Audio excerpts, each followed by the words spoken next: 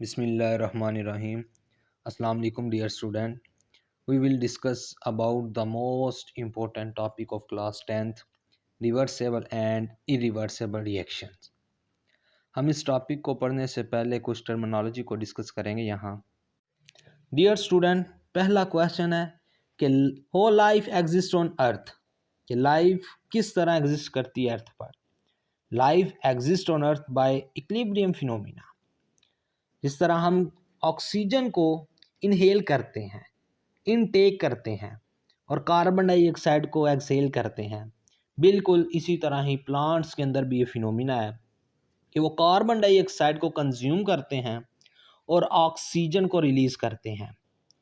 आपको पिक्चर में क्लियरली नज़र आ रहा है कि एक बॉय है और उसके सामने एक ट्री है। वो बॉय ऑक्सीजन को गेन कर रहा है ट्री से और वो ट्री कार्बन डाइऑक्साइड कंज्यूम कर रहा है बॉय से। ये एक इक्विलिब्रियम प्रोसेस है कि हम ऑक्सीजन को इनटेक करते हैं, गेन करते हैं प्लांट से, ट्रीज से, एटमॉस्फेयर से, और कार्बन डाइऑक्साइड को एक्सहेल करते हैं। बिल्कुल इसके उल्ट ऑपोजिटली जो ट्रीज होते हैं वो कार्बन डाइऑक्साइड को कंज्यूम करते हैं जबकि ऑक्सीजन को रिलीज करते हैं। This natural process is responsible for the existence of life on earth. यही वो फिनोमिना है जिस वजह से लाइफ अर्थ पर एग्जिस्ट करती है। इसको इक्विलिब्रियम फिनोमिना कहते हैं। स्टूडेंट्स, नेक्स्ट क्वेश्चन है what is reactant. What is reactant and product, ये क्या चीज़ है? पेपर में ये पूछा जाता है। What is reactant? In a chemical reaction, the substances that combine are called reactants. Chemical reaction के अंदर, केमिकल इक्वेशन के अंदर वो सब्सटेंस जो कंबाइन हो रहे हो, वो सब्सटेंस जो आपस में रिएक्ट कर रहे हो, रिएक्टिंग सब्सटेंसेस, उनको कहते हैं रिएक्टेंट्स। और प्रोडक्ट उसको कहते हैं जो रिएक्टेंट्स के बदौलत बने, रिएक्टेंट्स के मिलने के बाद जो चीज़ मिले, जो चीज़ बने, नया सब्सटेंस फॉर्म हो, उसको कहते हैं product. In a chemical reaction the new substance form are called product. Example देखिए डियर स्टूडेंट, क्लियरली आपको नज़र आ रहा है कि वाटर की एग्जाम्पल है। हाइड्रोजन के 2 मोल लिए हैं और ऑक्सीजन का 1, ये है रिएक्टेंट्स। रिएक्शन हुआ तो ये वाटर में चेंज हुए और वाटर हमारा प्रोडक्ट है। इस रिएक्शन के अंदर हाइड्रोजन गैस और oxygen gas act as a reactant and water behave as a product. अपने टॉपिक की तरफ आते हैं डियर स्टूडेंट। रिवर्सेबल और इरिवर्सेबल रिएक्शन क्या है? फर्स्टली, इरिवर्सेबल रिएक्शन किसको कहते हैं? Most of the reaction in which product do not recombine to form reactants are called irreversible reaction. ऐसे रिएक्टेंट्स जिनमें प्रोडक्ट कंबाइन ना हो और वो रिएक्टेंट में तब्दील ना हो, product do not recombine to form reactants, इसको इरिवर्सेबल रिएक्शन कहते हैं। और इसको सिंगल एरो से शो किया जाता है रिएक्टेंट और प्रोडक्ट के दरमियान। जिस तरह अगर हम ऊपर वाली एग्जाम्पल को देख लें, वो सिंगल एरो से रिप्रेजेंट किया हुआ है और ये एक इरिवर्सेबल रिएक्शन की एग्जाम्पल है। वो रिएक्शन, ऐसे रिएक्शन इरिवर्सेबल रिएक्शन कहलाते हैं जिसमें प्रोडक्ट रिएक्टेंट में चेंज ना हो और ये कंप्लीट रिएक्शन होते हैं। डियर स्टूडेंट, अगर हम रिवर्सेबल रिएक्शन की बात करें तो रिवर्सेबल रिएक्शन वो रिएक्शन होते हैं जिनमें प्रोडक्ट रिकम्बाइन होता है और रिएक्टेंट बनाते हैं। The reaction in which products recombine to form reactants are called reversible reaction.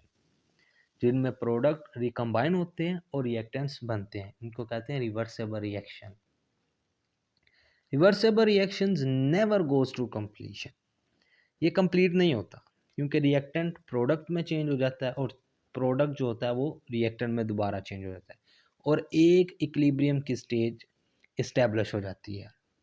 They are represented by double arrow between reactants and products. इनको डबल एरो से रिप्रेजेंट किया जाता है रिएक्टेंट और प्रोडक्ट के दरमियान। अगर हम यहाँ एक एग्जाम्पल को डिस्कस करते हैं हाइड्रोजन आयोडाइड की एग्जांपल है। हाइड्रोजन और आयोडीन को रिएक्ट करवाते हैं, हाइड्रोजन आयोडाइड बनती है। फॉरवर्ड रिएक्शन के अंदर आयोडीन पर्पल कलर की है और हाइड्रोजन भी एक कलरलेस गैस है।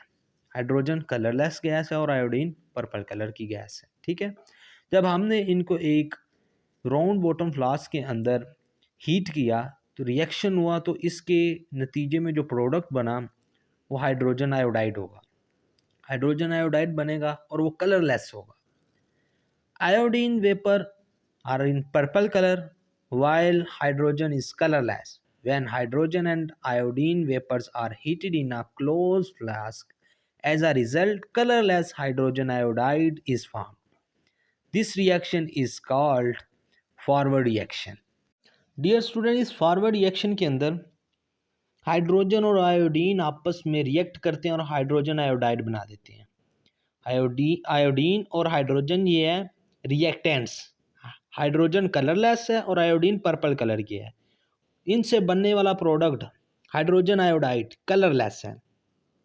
अगर हम रिवर्स रिएक्शन की, ये फॉरवर्ड की थी, अब रिवर्स रिएक्शन की बात करें, when hydrogen iodide is heated in a close flask, अगर हम हाइड्रोजन आयोडाइड को क्लोज फ्लास्क के अंदर हीट करें तो purple colour reappear which indicate the formation of iodine vapours.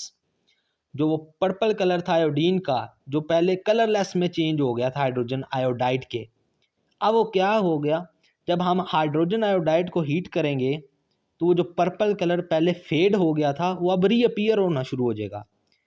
ये उस चीज़ की अलामत है कि अब आयोडीन वेपर्स बनना शुरू हो गए हैं। इस रिएक्शन के अंदर हम देख सकते हैं कि ये रिवर्स रिएक्शन है और इसके अंदर hydrogen iodide act as a reactants. Hydrogen iodide जो कि कलरलेस है वो रिएक्टेंट के तौर पे काम कर रही है और इससे बनने वाले जो प्रोडक्ट होंगे जब इसको हीट करेंगे तो वो हाइड्रोजन गैस होगी और आयोडीन गैस, उसके वेपर पर्पल कलर के होंगे, दोबारा रीअपियर पर्पल कलर हो जाएगा। डियर स्टूडेंट, आप इस डायग्राम से क्लियरली समझ सकते हैं कि देखें जो लेफ्ट साइड पे बॉटम फ्लास्क है, राउंड बॉटम फ्लास्क, उसके अंदर आयोडीन की गैस है और हाइड्रोजन की गैस है। आयोडीन पर्पल कलर की है और हाइड्रोजन गैस जो है वो कलरलेस है। जब ये रिएक्ट करेगी तो हाइड्रोजन आयोडाइड गैस बनेगी। हमने पढ़ा था कि आयोडीन पर्पल कलर की है और हाइड्रोजन गैस जो है वो कलरलेस है। जब रिएक्ट करेगी तो हाइड्रोजन आयोडाइड गैस बनेगी और वो कलरलेस होगी। हम क्लियरली यहाँ से देख सकते हैं कि आयोडीन के वेपर पर्पल कलर के हैं। डियर स्टूडेंट, हम केमिकल इक्विलिब्रियम स्टेट को डिस्कस करेंगे कि इक्विलिब्रियम स्टेट क्या होता है। When the rate of forward reaction is same as the reverse reaction, the composition of reaction mixture remains constant. It is called chemical equilibrium state.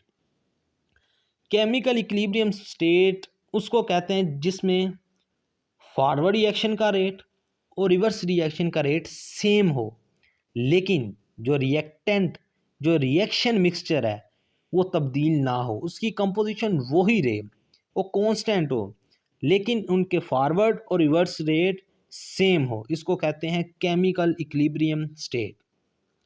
दो तरह की possibilities हो सकती हैं इक्विलिब्रियम स्टेट में, एक स्टैटिक इक्विलिब्रियम और दूसरी डायनामिक इक्विलिब्रियम। स्टैटिक इक्विलिब्रियम में रिएक्शन सीज हो जाता है, स्टैटिक सख्त हालत में हो जाता है। When reaction ceases to proceed, it is called static equilibrium. For example, a building remains standing rather than falling down because all the force acting on it are balanced. जबकि dear student dynamic equilibrium state, when the rate of forward reaction become equal to the rate of reverse reaction but opposite in direction, it is called dynamic equilibrium state. Dynamic equilibrium state ऐसी state जिसमें rate of forward reaction और rate of reverse reaction equal हों, लेकिन इनकी जो direction है वो opposite होगी, इसको कहते हैं डायनामिक इक्विलिब्रियम स्टेट। हम नीचे फार्मूला देख सकते हैं, इक्वेशन को देख सकते हैं कि rate of forward reaction equal है रेट ऑफ रिवर्स रिएक्शन के। इसी तरह ही हम एक एक्सपेरिमेंट करते हैं और उसमें हम देखते हैं कि रिवर्सेबल रिएक्शन के अंदर जो हमने पहले बात की है कि एक डायनामिक इक्विलिब्रियम स्टेट एस्टेब्लिश हो जाती है, उसकी इधर हम बात करेंगे कि dynamic equilibrium is established before the completion of reaction. Equilibrium state establish हो जाती है रिएक्शन कंप्लीट होने से पहले। इसी तरह ही जब रिएक्शन अभी स्टार्ट होता है तो जो फॉरवर्ड रिएक्शन का रेट होता है वो बहुत फास्ट होता है। एट इनिशियल स्टेज या at the beginning the rate of forward reaction is very fast. इसी तरह रिवर्स रिएक्शन का नेग्लिजिबल रेट होता है क्योंकि अभी तो कोई प्रोडक्ट बना नहीं, इसलिए and the rate of reverse reaction is negligible, but gradually forward reaction slow down and reverse reaction speed up. जो जो रिएक्शन को कुछ वक्त गुजरेगा तो फॉरवर्ड रिएक्शन की जो स्पीड है वो कम होना शुरू हो जाएगी, रिएक्टेंट्स जो है वो प्रोडक्ट में चेंज होना शुरू हो जाएंगे। और इसी तरह जो रिवर्स रिएक्शन है, फॉरवर्ड रिएक्शन वो कम होना शुरू हो जाएगी उनकी कंसंट्रेशन, और रिवर्स रिएक्शन का जो रेट है वो बढ़ना शुरू हो जाएगा और वो प्रोडक्ट जो है दोबारा रिएक्टेंट्स में तब्दील होना शुरू हो जाएंगे।